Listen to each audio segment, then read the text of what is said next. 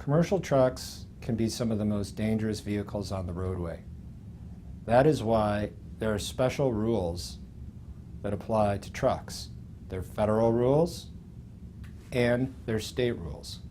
It all depends upon the size of the vehicle or the truck, as well as whether or not that truck is engaged in what's called interstate commerce or intrastate commerce.